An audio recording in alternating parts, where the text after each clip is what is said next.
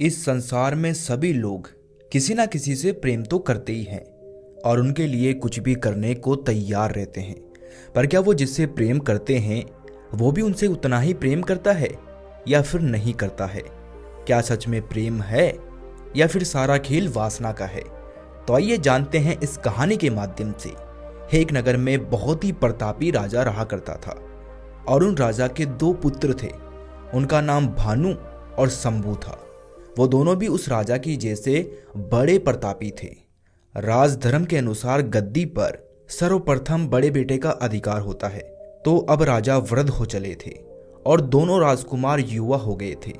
तो एक दिन राजा ने सोचा कि मैं वृद्ध हो चला हूँ और मेरे बाद मेरे राज्य का सारा कारोबार मैं अपने दोनों बेटों के हाथों में संभला देता हूँ। अब मेरे बाद वैसे भी इन्हीं को इस राज्य की देखभाल करनी है। फिर राजा ने अपने दोनों पुत्र भानु और शंभू को अपने पास बुलाया और कहा कि बेटा भानु, मैं वृद्ध हो चला हूँ और मैं अब कुछ पल एकांत में बिताना चाहता हूँ और इस राज्य की पूरी बागडोर मैं तुम्हारे हाथों में देना चाहता हूँ। इसीलिए अब तुम्हें अपना दायित्व निभाना है। इस राजगद्दी पर बैठकर अपनी प्रजा की देखरेख करनी है और अपने राज्य को बुलंदियों तक लेकर जाना है। आज तक हमारे राज्य पर कभी भी शत्रुओं का आक्रमण नहीं हुआ क्योंकि वो हमारे नाम से कांपते हैं। इसीलिए तुम्हें भी अपने प्रताप से शत्रुओं को भयभीत रखना है ताकि वो हमारे राज्य की तरफ आंख भी उठाकर नहीं देख पाए। तभी राजकुमार भानु ने अपने पिता से कहा, पिताजी, आप राज्य की तरफ से निश्चित हो जाओ। हम दोनों भाई बहुत ही अच्छे से अपना कार्यभार संभाल लेंगे। राजा की आज्ञा पाकर पूरी प्रजा और राज दरबार के सामने राजकुमार भानु का राज्य अभिषेक कर दिया गया। अब वो उस राज्य का राजा बन चुका था और वृद्ध राजा एकांत में समय बिताने के लिए चला गया। अब राजा भानु ने पूरा कार्यभार अपने हाथों में ले लिया। वो अच्छे से अपना कर्तव्य निभा रहा था। लेकिन वो कहते हैं ना कि युवा अवस्था में सभी मनुष्यों को काम भोग अपनी तरफ आकर्षित करता है। सबको अच्छा लगता है कि उनकी एक सुंदर पत्नी हो, उनका एक सुंदर सा पति हो और उनके पास खूब सारी धन दौलत हो, सुंदर सा महल हो, ऐसे नौकर चाकर हों जो आज्ञा पाते ही उनका पालन करे। लेकिन राजा भीम के पास इतनी धन दौलत थी कि उनकी 7 पुश्तें भी अगर बैठकर आराम से खाए तो भी खा सकती थी। वो एक चक्रवर्ती सम्राट थे जिनका साम्राज्य चारों तरफ फैला हुआ था। जहां तक नजर जाती वहां तक उनका ही स्वामित्व था। उनके छोटे भाई शंभू भी महान बलशाली, महान बुद्धिमान थे। मतलब उनके पास किसी भी चीज की कोई कमी नहीं थी। लेकिन राजा भीम भी जब युवा अवस्था में आए तो उनके मन में भी स्त्री के प्रति आकर्षण पैदा हुआ। उनका मन भटकने लगा। जब भी वो किसी स्त्री को देखते तो उनका मन व्याकुल हो उठता। उनकी इंद्रियां उन्हें भोगों की तरफ आकर्षित करती। तो उनके मन में एक विचार आया कि आखिर भोगों का सुख कैसा होता है, इसे भी अनुभव करके देखा जाए। राजा भीम बहुत ही सामर्थ्यशाली थे। उन्होंने आदेश दिया कि विश्व की सबसे सुंदर राजकुमारियों को हमारी पत्नी के रूप में यहाँ पर लाया जाए। जैसे ही ये आदेश मिला तो सभी राज्यों में खलबली मच गई। आखिर कौन नहीं चाहेगा ऐसे सम्राट को, ऐसे सुंदर वैभवशाली राजा को अपना पति बनाना। अनेकों सुंदर राजकुमारियों को उनके सामने पेश किया गया। उन सैकड़ों राजकुमारियों में से महाराज भीम को एक सुमति नाम की राजकुमारी पसंद आई। सुमति बहुत सुंदर थी। उसके सुंदर के सामने कामदेव भी लज्जित हो जाते थे। इतना सुंदर उनका रूप था। उनको देखकर हर कोई उन पर मोहित हो उठता। वो वहां पर मौजूद सभी राजकुमारियों में सबसे सुंदर थी। उनके तिरछे नयन, लंबे लंबे काले काले घने बाल, उनकी मधुर मुस्कान, कोयल के समान उनकी बोली, उनकी हर एक अदा दिल को मोहने वाली थी। राजकुमार भीम को एक ही नजर में सुमति पसंद आ गई। फिर खूब धूमधाम से उनका विवाह कर दिया गया। विवाह के पश्चात राजा भीम ने अपने छोटे भाई शंभू को अपने पास बुलाया और कहा कि मेरे प्रिय भ्राता, मुझे एकांत चाहिए। इसीलिए राज्य प्रशासन को तुम संभालो। जब तक मैं ये अनुभव नहीं कर लेता कि गृहस्थ जीवन में आखिर क्या सुख है, तब तक राज्य का पूरा कारोबार तुम्हें ही देखना है। महल में किसी भी तरह की राज दरबार की बात लेकर कोई मेरे पास नहीं आएगा। मुझे स्वतंत्र छोड़ दो। राजकुमार शंभू ने राजा भीम से कहा, आप किसी भी चीज की कोई चिंता ना करें महाराज। आप निश्चित रहें, मैं अच्छे से अपना कर्तव्य निभाऊंगा। इसके बाद राजा भीम पूरी तरह से भोगों में लिप्त हो गए। वो दिन रात अपनी महारानी सुमिति के साथ ही रहने लगे, उनके साथ ही अपना पूरा दिन व्यतीत करने लगे। इनके अलावा उन्हें और कुछ भी दिखाई नहीं पड़ता था। लेकिन क्या कभी आग में धीरे धीरे घी डालने से आग शांत होती है? नहीं होती ना, वो तो और भी ज्यादा बढ़ती जाती है। ऐसे ही भोगों को भोगने से कभी भी अग्नि शांत नहीं होती है, धीरे धीरे वो भड़कती ही जाती है। अगर कम भोग में सुखी हो तो विश्राम मिल जाता है। ऐसे ही बहुत दिन गुजर गए। फिर एक दिन सुमिति महल के पीछे वाली खिड़की से पीछे की तरफ झांक रही थी। पीछे अश्वशाला बनी हुई थी। वहां घोड़ों की रक्षा और सेवा करने वाले बहुत सारे सेवक थे, और उन सेवकों का जो सेनापति था, जो घोड़ों की देखरेख करवाता था, उसका नाम था अश्वपति। वो बहुत ही अष्टपुष्ट और जवान था। सुमिति अश्वपति को देखकर उस पर मोहित हो गई और उससे एकांत में मिलने लगी। जब राजा भीम विश्राम कर रहे होते थे तो वो एकांत में अश्वपति से मिलने चली जाती थी। लेकिन एक बार राजकुमार शंभू के गुप्तचरों ने रानी सुमिति को अश्वपति के साथ एकांत में देख लिया और तुरंत जाकर राजकुमार शंभू को ये संदेश दे दिया। राजकुमार शंभू ने जब ये संदेश सुना तो वो अंदर से बहुत पीड़ित हुए और सोचने लगे कि क्या करूं। अगर मैं कुछ कहता हूं तो मेरे ऊपर संशय ना कर लिया जाए, और अगर मैं कुछ नहीं कहता हूं तो ये तो भ्राता के साथ बहुत ही बड़ा विश्वासघात हो रहा है। वो मेरे भ्राता हैं, मैं उनके साथ गलत कैसे होने दे सकता हूं। यही सोचकर उसने महाराज से एकांत में मिलने की प्रार्थना की। लेकिन सुमिति बहुत प्रवीण थी, बुद्धिमान भी थी। वो समझ गई थी, उसे पता लग चुका था कि राजकुमार शंभू क्या चाहते हैं, वो क्यों आए हैं यहाँ पर। तभी महाराज शंभू ने रानी सुमिति से कहा, मेरा प्रिय भाई मुझसे एकांत में मिलना चाहता है, पता नहीं क्या समस्या हो गई।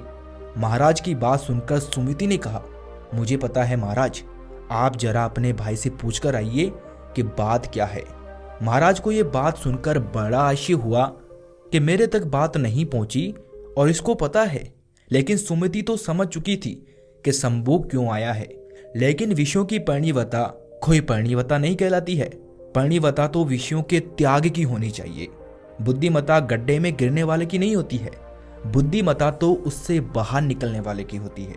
उसके बाद महाराज भीम अपने भाई शंभू से मिलने के लिए निकल जाते हैं और उससे कहते हैं कि क्या बात है शंभू, तुम मुझसे एकांत में क्यों मिलना चाहते हो। तब शंभू ने कहा कि महाराज, मेरी बात पर विश्वास किया जाए, जो महारानी सुमिति है इनका चरित्र ठीक नहीं है। ये अश्वपाल से संबंध बनाती है और ये सब मुझे मेरे गुप्तचरों के द्वारा पता चला है। शंभू की बात सुनकर महाराज भीम क्रोधित हो गए और आवेश में अंदर गए। महाराज भीम को क्रोधित देख रानी सुमिति ने कहा, महाराज मुझे पता है आप क्रोधित क्यों हैं, क्योंकि आपके भाई ने आपको ये बताया कि अश्वपति से हमारा संबंध है। रानी के मुंह से ये बात सुनकर राजा ने उससे कहा, लेकिन तुम्हें ये बात कैसे पता चली। तब रानी ने कहा कि मुझे पता है महाराज। फिर राजा ने बड़े हास्य से पूछा कि बताओ तो सही, तुम्हें ये बात पता कैसे चली।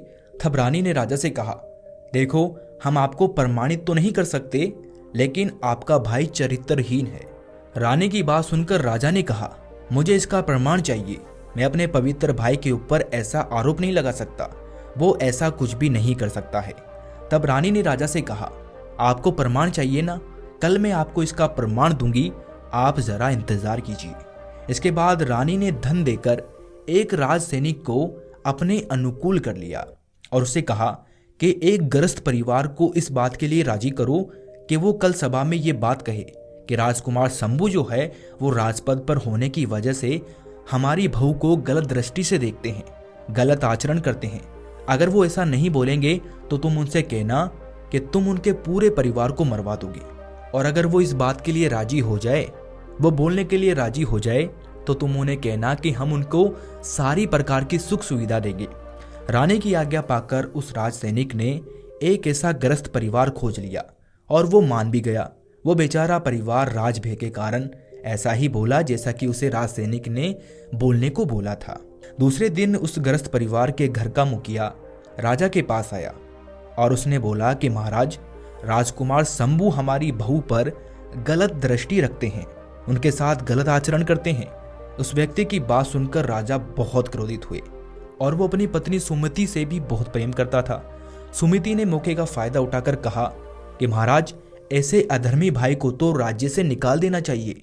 महाराज भीम ने बिना कुछ सोचे समझे, विचार किए बिना सत्यता का प्रमाण लिए बिना जो उस व्यक्ति ने बोला उसे सुनकर ही अपने भाई शंभू को राज्य से बाहर निकाल दिया और उसे कहा कि कभी हमारे सामने मत आना, वरना मैं तुम्हारे टुकड़े टुकड़े कर दूंगा।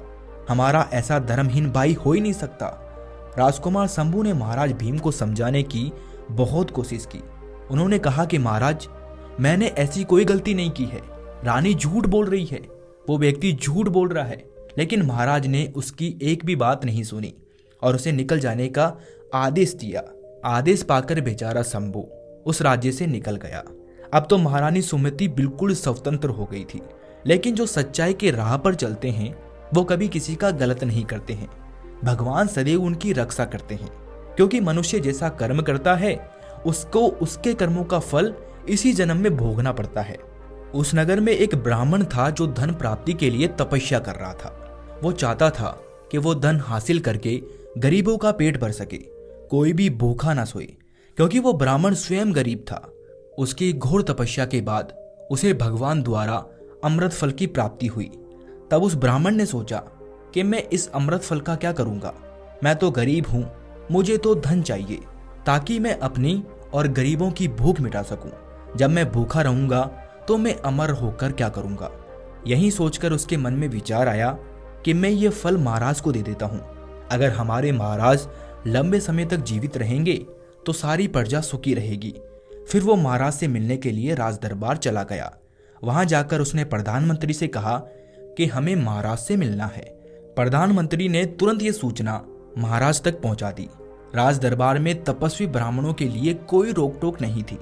महाराज को जैसे ही सूचना मिली वो तुरंत आदर सहित ब्राह्मण के सामने उपस्थित हुए और उससे बोले कि आज्ञा दीजिए ब्राह्मण देवता, आपका यहाँ कैसे आना हुआ। तब ब्राह्मण ने कहा कि महाराज, हमने तपस्या की थी धन प्राप्ति के लिए, पर हमें अमृत फल की प्राप्ति हुई है। अब मैं अमर होकर क्या करूंगा, मुझे तो धन की आवश्यकता है। मेरी इच्छा है कि आप जैसे धर्मात्मा राजा यदि अमर रहेंगे तो प्रजा का पुत्रवत पालन करेंगे, और मुझे तो धन चाहिए, इसीलिए आप मुझे धन दिला दीजिए और ये अमृत फल आप ले लीजिए। विश्वास की तो कोई गुंजाइश ही नहीं थी, क्योंकि वो तपस्वी ब्राह्मण थे। महाराज ने तुरंत आदेश दिया कि जितना धन इस ब्राह्मण को चाहिए उतना धन इनको दे दिया जाए। इसके बाद महाराज फल लेकर एकांत में विचार करने लगे कि मेरा संपूर्ण मन तो सुमति में लगा हुआ है, मैं अमर होकर क्या करूंगा।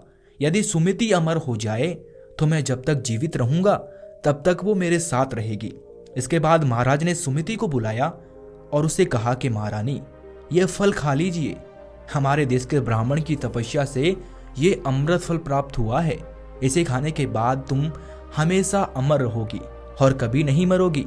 ये सुनकर रानी ने राजा से कहा कि महाराज, अमृत फल ऐसे थोड़ी खाया जाता है, उसके लिए पहले स्नान करना पड़ता है, देवों की पूजा होती है, इसके बाद इसे ग्रहण किया जाता है।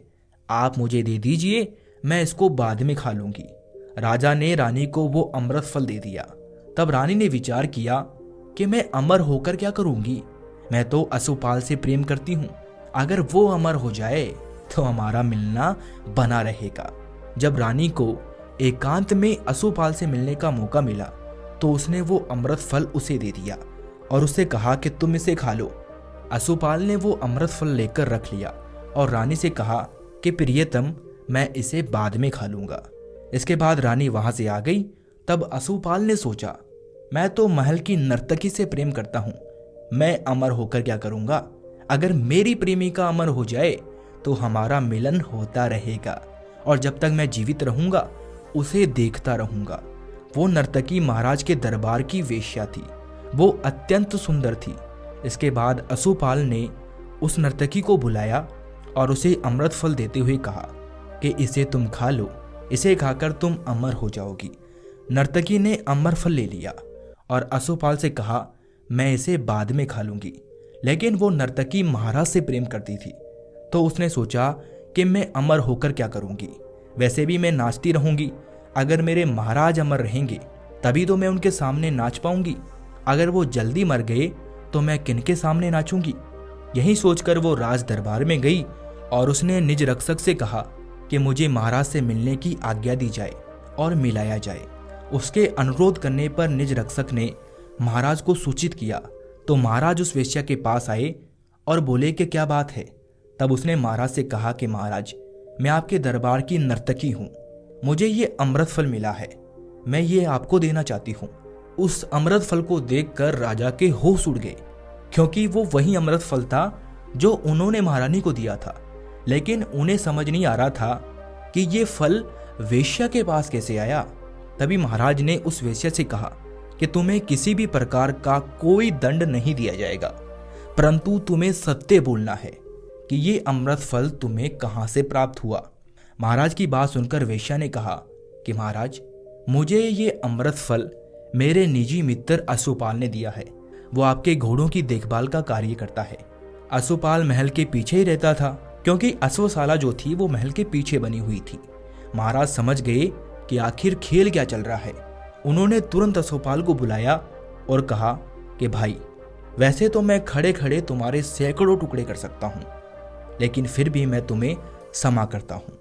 महाराज की ऐसी बातें सुनकर अश्वपाल घबरा गया, उसके पसीने छूटने लगे, क्योंकि अश्वपाल को इस बात का डर था कि कहीं महाराज को रानी और मेरे चक्कर के बारे में पता तो नहीं चल गया।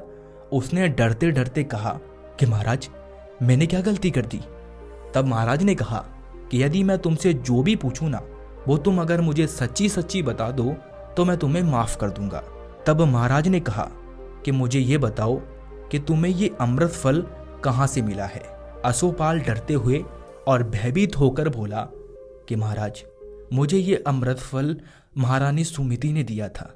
यह सुनते ही महाराज के होश उड़ गए और वो मन ही मन सोचने लगा कि मुझ जैसे चक्रवर्ती सम्राट से भी महारानी की तृप्ति नहीं हुई और वो अश्वपाल से प्रेम करती है, और अश्वपाल महारानी सुमिति से तृप्त नहीं हुए और वो वेश्या से प्रेम करते हैं।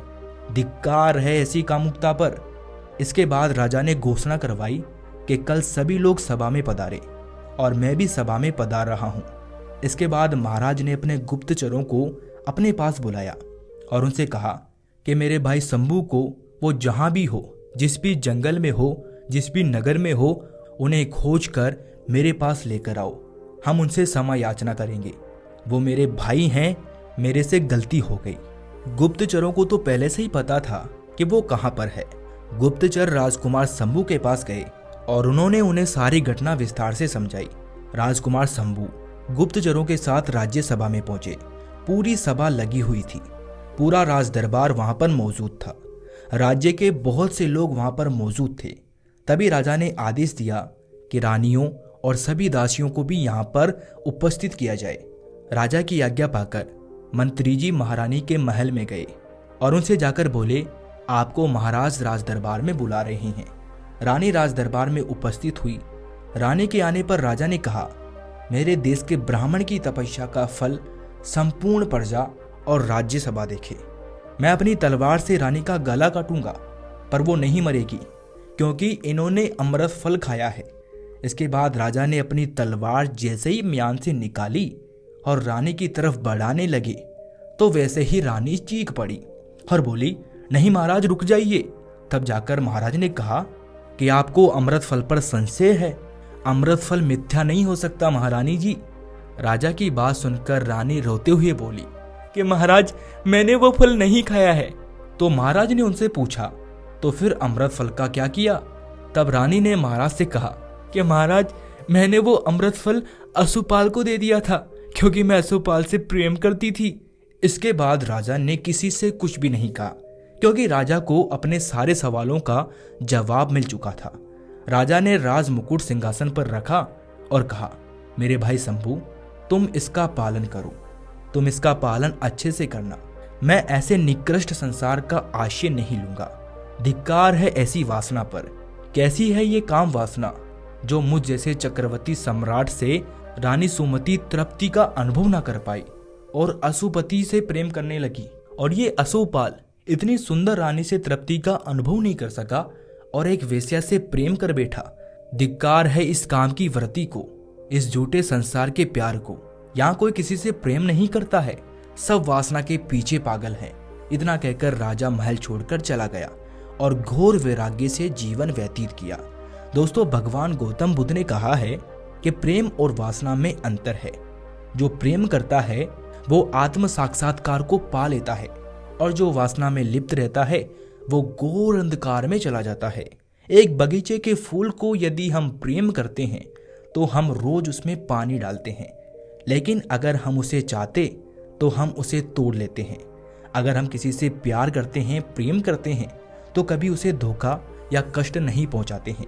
लेकिन अगर हम किसी को चाहते हैं तो जैसे ही हमारी चाहत खत्म होती है उसके प्रति लगाव खत्म हो जाता है और फिर वैसे ही हम उसे छोड़ भी देते हैं, उसे कष्ट पहुंचाते हैं, उसे धोखा देते हैं।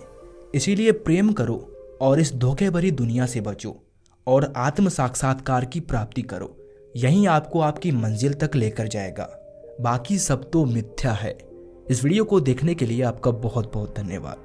प्लीज सब्सक्राइब द पीडियोल मोटिवेशन।